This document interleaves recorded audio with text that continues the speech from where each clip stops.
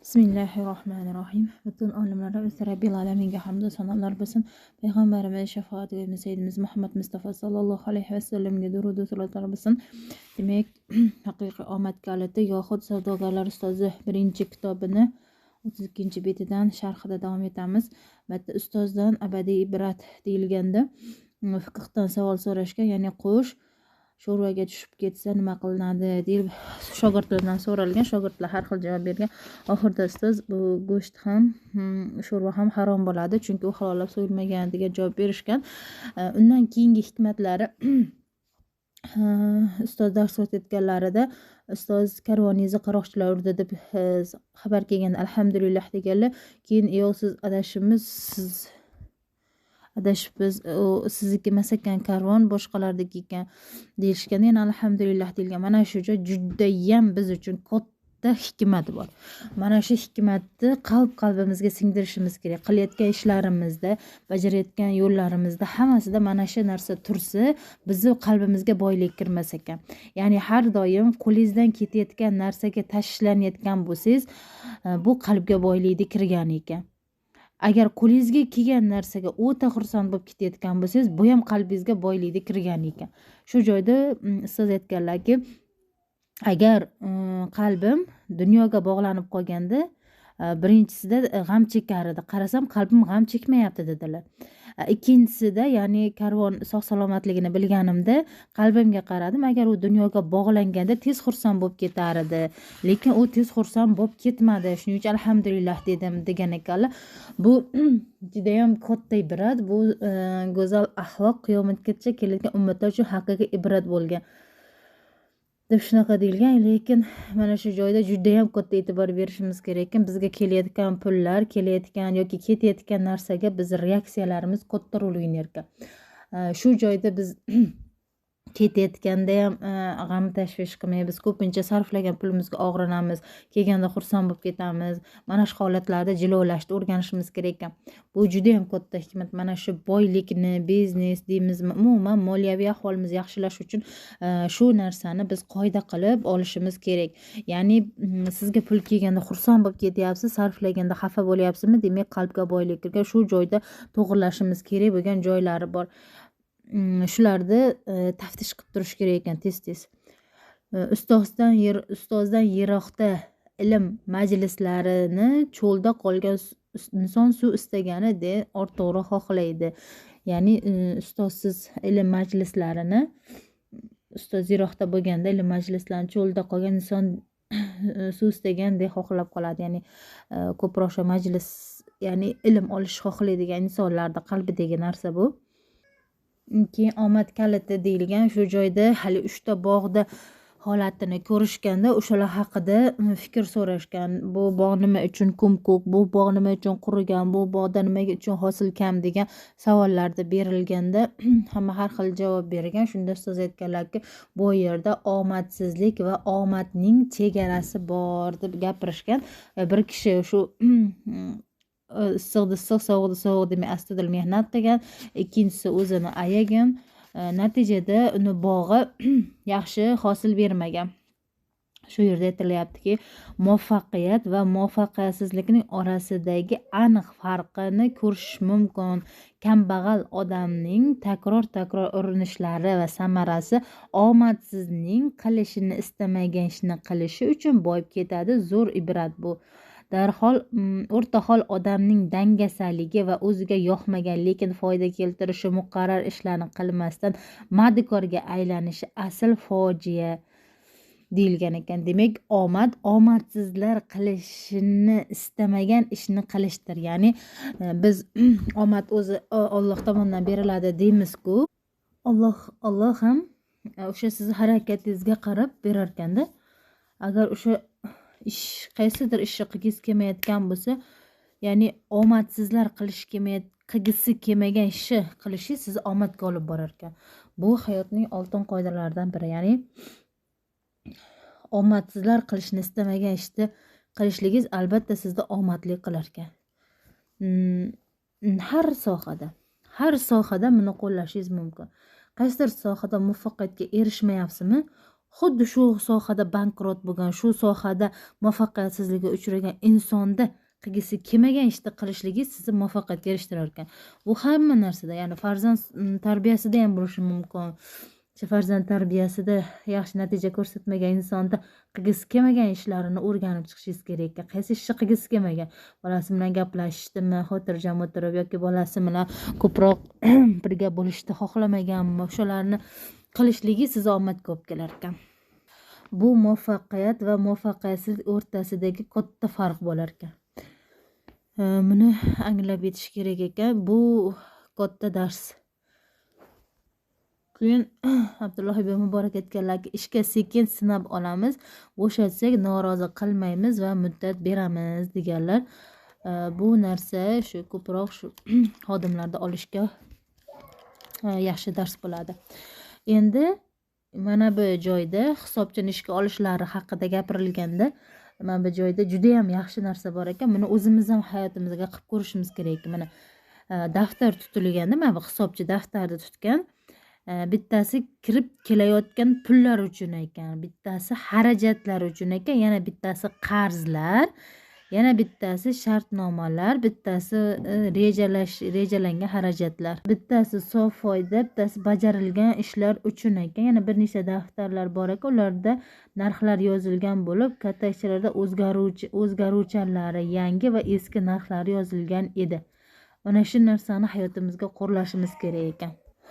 Bu yozib qo'yishlik, yozib ishni rejalarini ko'rishga juda ham hozirgida talab ko'p.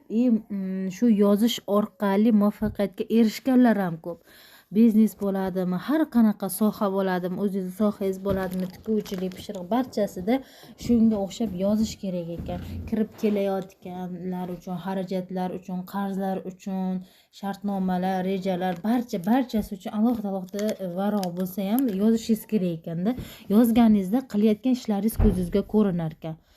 Bu juda ham ko'p katta insonlar tajribasidan o'tgan narsa. Keyin ko'p joylarda shu joyda hisobchiga u so'ragandan ko'proq pul berilgan. Nimaga deyilganda, u ehtiyojidan kelib chiqib so'radi, men o'z holimdan kelib chiqib pul beraman deganlar. Mana shu joyi ham biz uchun juda ham kerakli narsa. Biz ham Allohdan ko'pincha ehtiyojlarimizdan kelib chiqib Allohdan so'raymiz, lekin Alloh o'zining qudratiga yarasha beradi. Ya'ni har doim Allohning berganlari bizni hayratda qolgizadi.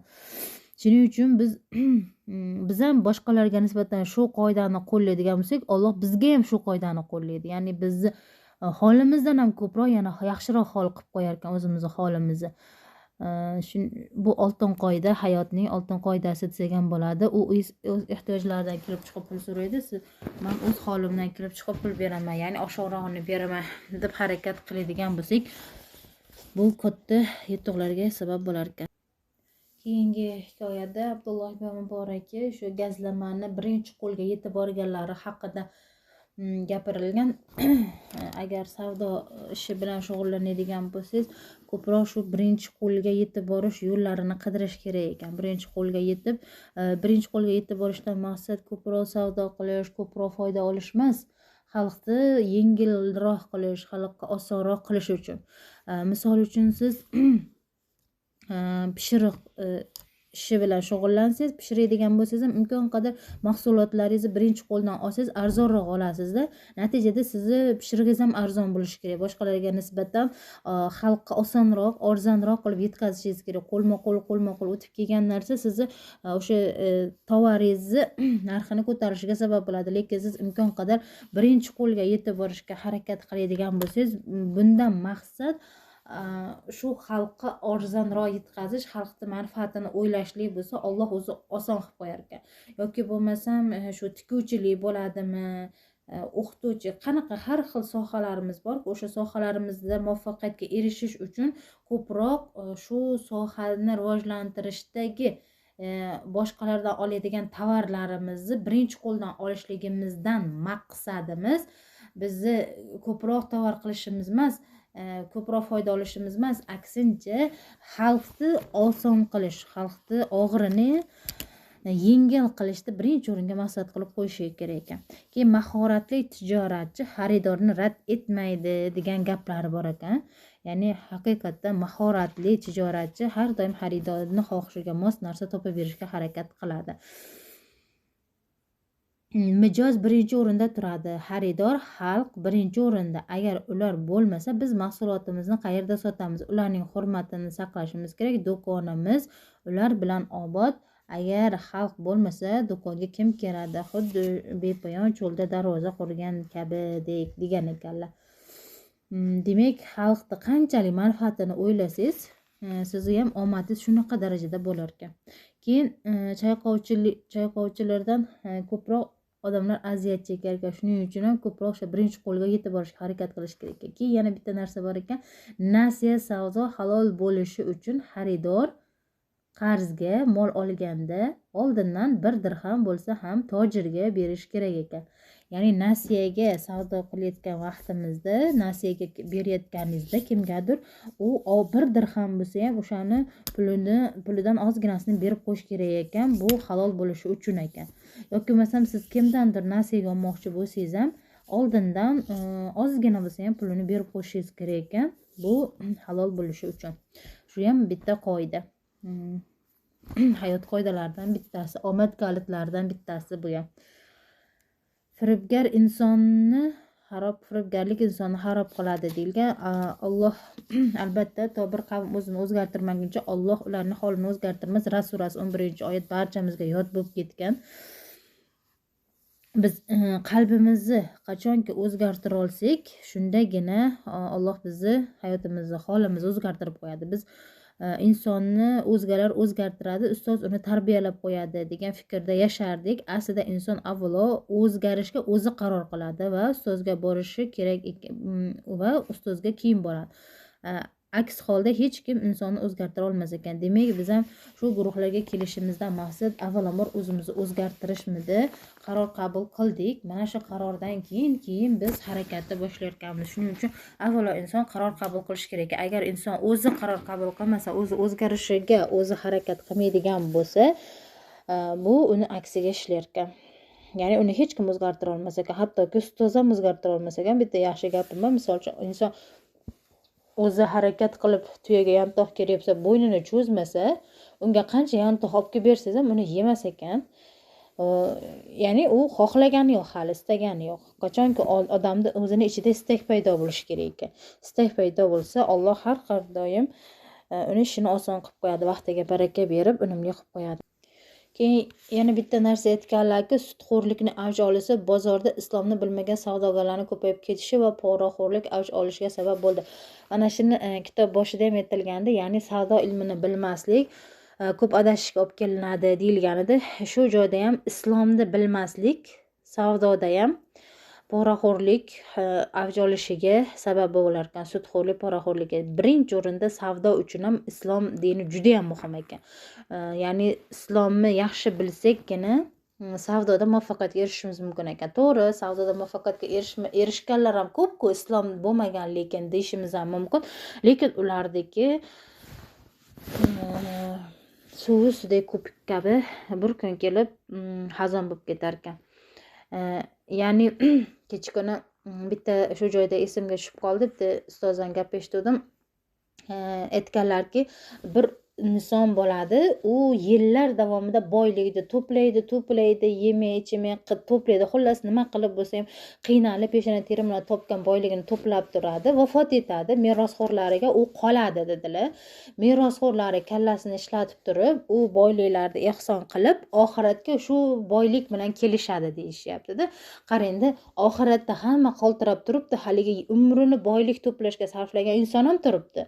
Uni hech narsasi yo'q. Bu dunyoga jo'natgan boyligi yo'q.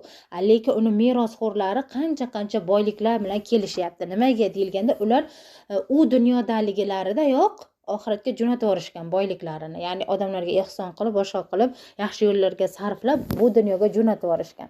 Natijada mana bu qiynalib, peshona terisi bilan birda ikkiga qo'shaman deb kechani kecha, kunduzni kunduz demay asablari to'kkan, kuchini ketkazgan inson shu ishi uchun azoblanyapti. Buni topgan boyligi tufayli teri to'kmagan, kallasini ishlatgan avlodlari maza qilib jannatga kiradi degan ma'noda gapirishgan. Xuddi shunday mana shu joyda ham shu narsa bor. Ya'ni islomni bilib turib boylik to'plagan insonda oxiratiga zaxira bo'ladi. Agar islomni bilmasa, u o'zini ziyoniga ishlar ekan faqat. Keyin boylar dedi, kambag'allar boylardan ko'ra 500 yil oldin jannatga kiradi deyilganda biz ko'pincha moddiy ahvoldagi boylar deb tushunamizda. Aslida bu xato tushuncha ekan. Ya'ni boy va kambag'al deganda bu yerda ham miyadagi fikrlarga qaralar ekan. Ba'zilar bor-ku, ba'zilar mana kambag'al Allohning huzurida biz kambag'al fikrli bo'lishimiz kerak ekan. Ya'ni biz hech narsamiz yo'q, hamma narsa Allohniki degandek turishimiz kerak ekan. O'sha sizning $1,000,000 bo'ladimi, $1,000, qancha dollaringiz bo'lsa ham, xuddiki hammasi Allohniki. Menda hech narsa yo'q.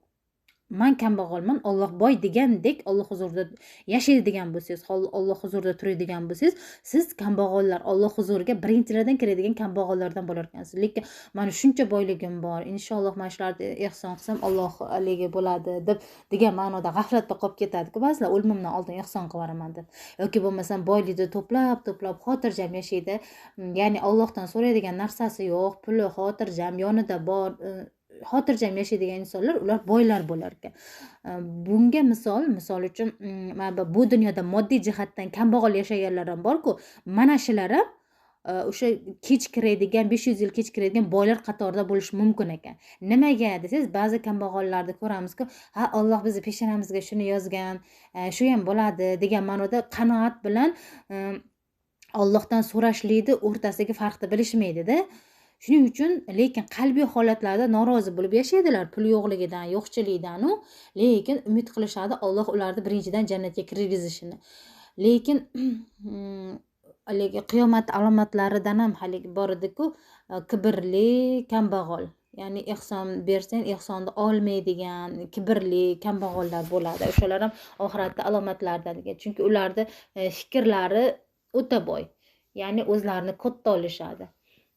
Shuning uchun shunaqa kambag'allardan ham bo'lib qolmaslik kerak ekan. Nimaiki bo'lsa, bizda nima bo'lsa hammasi Allohdan, Allohniki degan tushunchamiz bo'lsa, o'sha jannatga birinchi kiradigan kambag'allardan bo'lar ekanmiz. Keyin kimdir bilan ish qilmoqchi bo'lsangiz yoki bo'lmasam kimnidir siz yordamchilikka olmoqchi bo'lsangiz, hech ham unga beradigan daromadni kamaytirmaslik kerak ekan. Daromadingiz kamayib ketgan bo'lsa ham, uni maoshini kamaytirmaslik kerak ekan. Imkon qadar bir xilda berishga harakat qilish kerak ekan. Misol uylansang, xotining tug'ilsa, farzanding rizqi bilan kelgani kabi, shu senga keladigan xodim ham o'zini rizqi bilan keladi. Imkon qadar uni rizqini ko'paytirib berishga harakat qilsang, Alloh ham seni rizqingni ko'paytirib beradi degan o'gitlari ham bor ekan. Keyin mana bu joyda hali hisobchini taqsimoti juda ham zo'r ekan. Mana shuni ustoz bizga ham o'rgatdilar. Ya'ni taqsimotda juda katta rol bor ekan. Shuning uchun imkon qadar qanaqa ishda ishlaysizmi, oylik olasizmi, taqsimotini shu formulaga solib qilsangiz bo'lar ekan. Mana oylik daromadini 10%ni ota-ona uchun ekan. 10%ni ehson uchun ekan.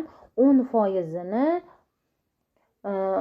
o'zini kelajagiga sarflanar ekanda, qolganini o'zi yana 10%ni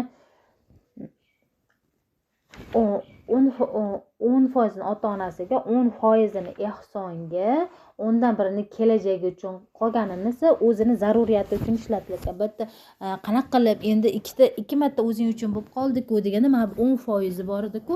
Mana shu 10%ni kelajak uchun deyilyapti. Ya'ni kelajakdagi ishlarim uchun alohida sarflayman. Bu biznesda ham ko'p o'qituvchilar ham o'rgatishadi-ku. Ya'ni kelajagingiz uchun 10%ni, ya'ni ilm olishga mana hozir biznesmen bo'lib ketgan bo'lishi mumkin, lekin o'zini ilmini yana ham yuksaltirish uchun ishlatmaydigan bo'lsa, bu oxiri kesik bo'lar ekan. Ya'ni mana hozir biz ham ilm olyapmiz-ku, lekin to'xtatib qo'ymaslik kerak ekan ilmida. Qancha pulingiz bo'lsa ham, qancha ishlab topayotgan bo'lsangiz ham, hatto misol uchun diplomli yoki ijozali bir shu ilmni anchagina egallab qo'ygan taqdiringizda ham ilm olishdan to'xtamaslik kerak ekan. Shuning uchun 10% har doim ilm uchun sarflanar ekan. Keyin yana bitta oltin qoida bor ekanda, menga boshqa bitta ustoz o'rgatgandilar. Ya'ni ular daromadlarini nechtir foizini aytmaganlarda nechtir foizini har yili emas, har oyida ustozimga ajrataman deganlar. Ustozingizga ajratgan boyligida xarajatlarda ustozga ajratilgan pulda baraka bo'lar ekan. Shuning uchun siz daromadingizga Allohni, ustozni, ota-onani sherik qilib qo'ygan bo'lar ekansiz.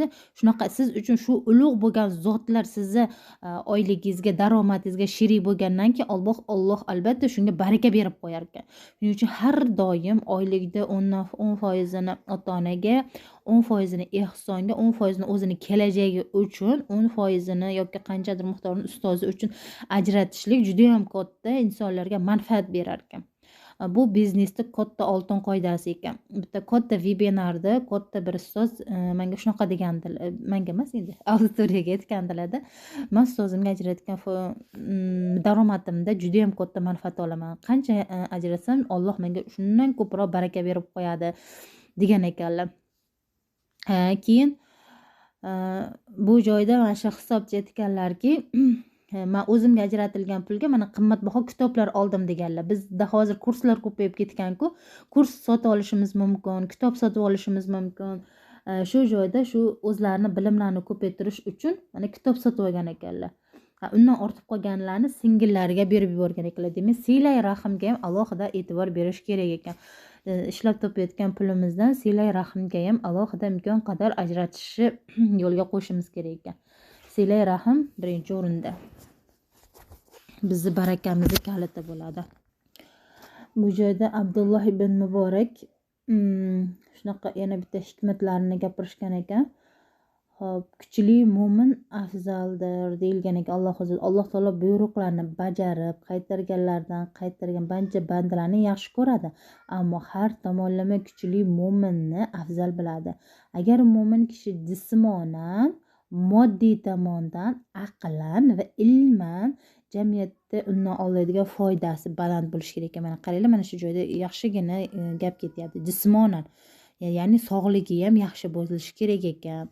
Moddiy tomondan, ya'ni fikrlashlari, pulga bo'lgan munosabatlari yaxshi bo'lishi kerak ekan. Aqlan fikrlashlari, ilman, shu ilmga bo'lgan talabi hamda deyilyapti, jamiyatga undan qancha foyda tegyapti.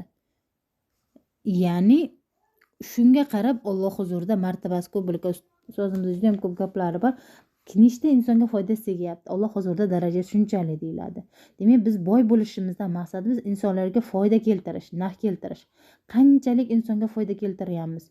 Ya'ni 1 so'mdan bo'lsa ham misol uchun narx qo'yayotgandirsiz. Misol 100 ta narsa sotsangiz, 1 so'mdan qo'ysangiz 100 kishiga foyda beradi. Lekin pulingiz kam bo'lishi mumkin. Lekin siz 100 kishiga manfaat keltirgan bo'lar ekansiz. Shuning uchun ko'proq biz foydani emas, manfaatni, boshqalarga beradigan manfaatni, nafni ko'proq o'ylashimiz kerak ekan. Keyin shu Alloh haqida ko'proq tafakkur, ilmimiz kuchli bo'lishga harakat qiladigan bo'lsak, Alloh huzurida bizni holatimiz yaxshi bo'lar ekan. Ya'ni sog'ligimizga ham e'tibor berish kerak ekan. Boy bilagi baquvvat, aqli to'la kishiga fitnachilar nayrangi o'tmaydi. Haqiqatdan, agar inson boy bo'lsa, qalban Allohga bog'langan bo'lsa, jismonan baquvvat bo'ladigan bo'lsa-chi, unga ko'pchilikni fitnasi, bir axloqsizlik, shunga o'xshagan narsalar o'tmaydi. Ya'ni u o'ziga xos fikrli, o'ziga xos mustaqil fikriga bo'lar ekan, boshqalarga unga ta'siri kam bo'lar ekan. Ya'ni sog'lom fikrli inson bo'ladi. Xuddi shu sifatlarga musulmonlar ega bo'ladigan bo'lsa, shu musulmonlar shu sifatlari bilan dunyoga eng mashhur bo'lgan millat, din hisoblanar ekan. Bu sifatlar musulmonda jamlanishi katta ehtimolga loyiq ekan. Xuddi shunaqa bo'lsa, insonlar barchasi ham jismonan, moddiy tomondan, aqlan, ruhan baquvvat bo'ladigan bo'lsa, har bir og'zi gapi gap, har bir suyoyoqning so'zi hikmat bo'lib, hayotda ibrat bo'lib qolmaydi. Hayotda ibrat bo'lib qolmaydi deyilyapti. Keyin mana shu joyda ham bir kishi qarz so'ragan, mani qarzim bor, qarzimni to'lab bering deyilganda, o'sha qarzimni to'lab bering deyilganda ham ular Abdulloh ibn Muborak xat yozib jo'natganlar. Ya'ni bu odam 700 dirham qarzi bo'lgan, ular 7000 dirham berib yubordi deb yozganlarda, u hisobchi ham anglashilmovchilik bo'ldi shekilli deb yana qaytarib xat yozganda, keyin endi 14000 dirham berib yubordi deb yozib yuborgan ekanlardan keyin tushunib yetib uni berib yuborgan ekanlar. Nimaga deyilganda, Abdulloh ibn Muborak kimki bir musulmon birodarni to'satdan bir xursandchilik keltirsa, Alloh uning gunohlarini kechirib yuboradi degan naqlga amal qilib, u so'raganidan ham ko'proqni berishga harakat qilgan ekanlar. Demak, Abdulloh ibn Muborakka hayotlari o'sha sunnatga muvofiq bo'lgan ekan. Har bir harakatlarda bitta sunnatni mo'ljal qilib olar ekanlar. Misol o'tgan safar ham so'raganidan ko'proq berganlari, u holiga yarasha so'radi, men holimga yarasha berdim. U ehtiyojlariga yarasha so'radi, men holimga yarasha berdim deb qilgan edilar. Bu safar bo'lsa bir birodarimga to'satdan xursandchilik keltirish, ya'ni u qarzdan ham ko'proq pul olib berganimda u xursand bo'lib ketishligi men uchun Alloh huzuridagi katta narsa, ya'ni Alloh meni gunohlarimni kechirib yuboradi degan narsani ular hadisni shior qilib olgan ekanlar payg'ambarimiz sollallohu alayhi vasallamni. Demak, to'satdan xursand qilishligimiz ham bitta sunnat bo'lar ekan. Vaqtlaringga rozi bo'linglar, sog' salomat bo'linglar.